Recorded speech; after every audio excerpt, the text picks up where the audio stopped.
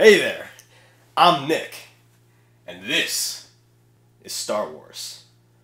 Arthur Wesley said that the whole of war consists of guessing what's on the other side of the hill. Pretty good question. But what about what's on the other side of the universe? More specifically, who?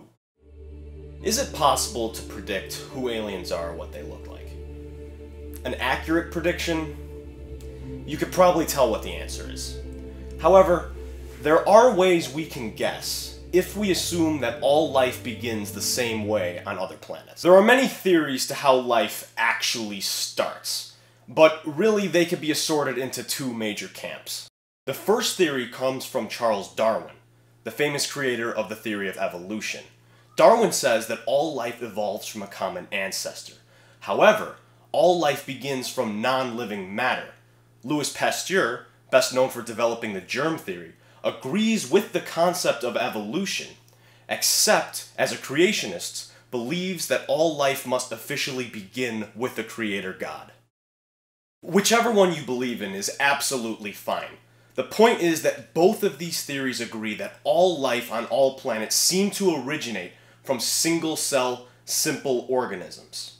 What this means is, if we assume that one of these theories is the way life begins, this allows us to at least piece together a concept of what alien life could look like and what they would be and do if they decided to attack our planet Earth. Speaking of looks, you'll notice that if you close one of your eyes, your vision is a little different. This is because we obviously have two eyes, but our vision is a combination of the two. If you lost one of your eyes, your overall vision would be distorted. To lose, if you lost one of your eyes, the big question is, why don't we have just one eye? Wouldn't it make sense rather than lose one of our eyes and have a messed up depth perception? Well, the reason why we have two eyes, two nostrils, two ears, two of most body parts is because we humans have a line of symmetry in between our bodies. Disputed why creatures have a line of symmetry. But a good theory to why we do have a line of symmetry is because it allows complex movements for creatures, and it also allows a central nervous system. These features are very important for complex living creatures. So, when we're talking about the possibility of an alien invasion, it's very easy we can assume to start that these aliens aren't blobs, but rather they are symmetrical beings like us. All complex life needs that line of symmetry, but it's not true that all life needs a line of symmetry. Take, for example, this freshwater alga, for example. It has what we call spherical symmetry, which means it's a perfect circle all around. It doesn't have bilateral symmetry like we human beings do. These microscopic creatures, though, are pretty interesting because they're what we call asexual, meaning that they don't have genders. All life on Earth was at one point asexual. Bacteria and fungi still are today, if you need an example. However, a theory to why they stayed this way, though, and don't have genders, is because asexual reproduction is great for rapid expansion in almost any environment. Rapid expansion is good. Well, okay, not in all places, but for a species, it's pretty good. So you might ask the question, why do we even have genders? Why aren't we all asexual? The thing is, when asexual creatures reproduce, the offspring is 100% genetically similar to the parent. What this causes is a complete lack of genetic diversity. The reason why we have genders, boys and girls, is to get that genetic diversity so the offspring can be a little different each generation and therefore, possibly, a little better. Now, you could say that this could be an excuse to rebel against your parents, but what it's great evidence for is that aliens as complex, intelligent beings are definitely boys and girls. In a sense, the reason why we have genders is to allow those genetic differences to happen during the evolutionary process. So we know that complex, intelligent alien life probably needs these genders. However, what this also tells us is that we probably won't be up against one type of alien either. Think about it this way. If aliens are going to invade us, we can assume that their planet is probably overpopulated. we can assume that all of these aliens have used up all of their spaces on this planet. All their continents, all their islands, all their land. So what we can also assume is that genetic diversity within the alien species is probably present. In the same way we humans have different races and ethnicities, these aliens have their own genetic diversity, meaning that in the Great Battle, we won't be up against one type of alien. So far, we've mentioned a lot of the characteristics that are required for life to be complex over time. But in this situation, we're talking about an alien invasion. This implying an intelligent species with the capabilities of civilization reaching and launching a siege on planet Earth. Now, while it is true we can't accurately estimate what aliens look like, the fact that they are civilized and intelligent can tell us some more things. We do know that for a livable planet, there must be a consistent source of gravity for life to exist, as well as an atmosphere. So, even if these alien creatures did have wings, for example, they would still need some type of ground movement to get across their native terrain.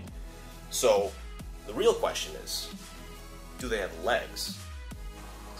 I don't know much about aliens. What we do know is that the first humans walked on their 2 feet about 3.2 million years ago.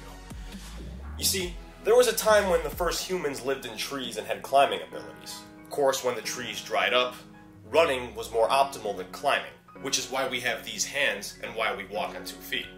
Of course, there is no strong evidence per se that bipedalism is needed for alien life, but we do need hands, or something equally as handy would be nice. 2 feet are pretty useful in an African desert, but these hands, without trees to climb or anything to grip, they're really useless. So early humans would look for sticks or rocks, use them as early tools, and hence civilization was born. However, some researchers say there's more to it than just this. Some research say that our opposable thumbs and our ability to grip tools led to human intelligence. This creativity and this ability to create tools nonetheless is necessary for alien life. The point is, we know for sure that aliens have some type of gripping ability. Where did this domination come from? That the only opposable limb anyone can have is a hand. I mean, a tentacle could work, for example. But the reason why these aliens probably will not be water creatures is because it's difficult to build civilization underwater. Think about this, for example. Molecules in gases are usually a lot less dense than they are in liquids, which is why you move slower in water. Whether it's tool making, whether it's building, and of course whether it's using fire, all of these civilized options are not really available in water, which is direct evidence that an advanced alien civilization able to attack Earth is probably not water-dwelling creatures. Going off Earth's style of evolution, for example, we really have two biological predispositions for hands. One, we have climbing abilities, and two, we have digging abilities. It's interesting though, because these aliens probably are not the descendants of underground creatures. You see, underground creatures would lack the incentive to explore the area above them, which would be needed for civilized life.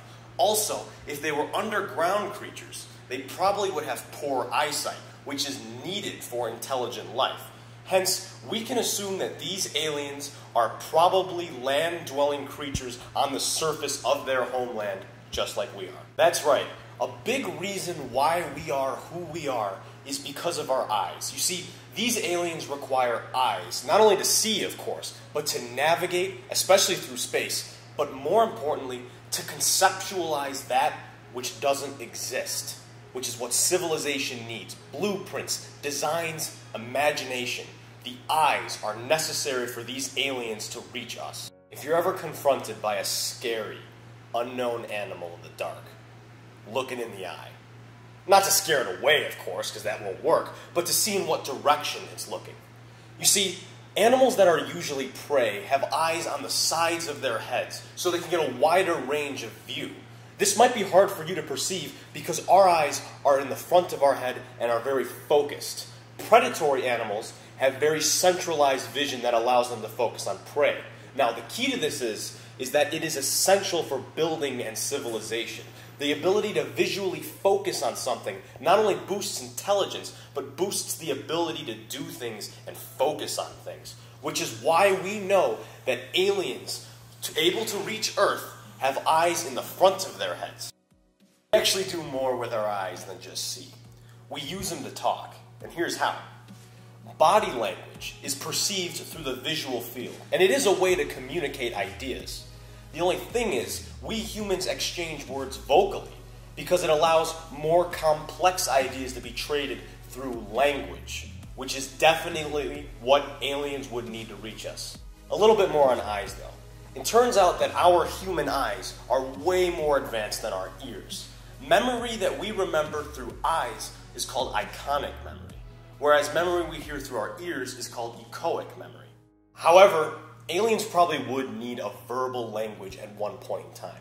You see, there actually are languages out there that are based on vision. They're called pictographic languages. Take these Egyptian hieroglyphs, for example. The only problem is they're based on symbols, and you can't really break a symbol down into a new word. It gets very complex and confusing, which is direct evidence to support the theory that aliens do have a complex verbal language to communicate ideas to each other throughout distances. Communication is interesting, though. I mean, forget aliens. It's enough of a wonder to ask why we humans have language. Well, you see, the early humans were the nerds in the savannah, you see. Being in that area defenseless forced us to be social, to work together, to live together, and to communicate, without a doubt. But what allows this is the real question. The truth is, language is possible because several parts of your brain work together to produce the language reading and comprehending abilities. So, with that in mind, you would think having a large brain would be helpful, and you'd think these aliens would have large brains as well, wouldn't you? Well, that's not really the case. While it is true that there is indeed a connection between having a big brain and being smart, modern evidence shows that intelligence really doesn't evolve. It's an accident, to be honest. Modern evidence says that mammal brains grow with the body. In other words, our brains, while they are helpful, do not get bigger as we get smarter. Brains get bigger when the body gets bigger. So, what this tells us is that if these aliens are more intelligent than us, which we can greatly assume, contrary to popular belief, these aliens with their big brains are probably incredibly This is just a rough theory. If you want to read more, I'll have more in the description for you.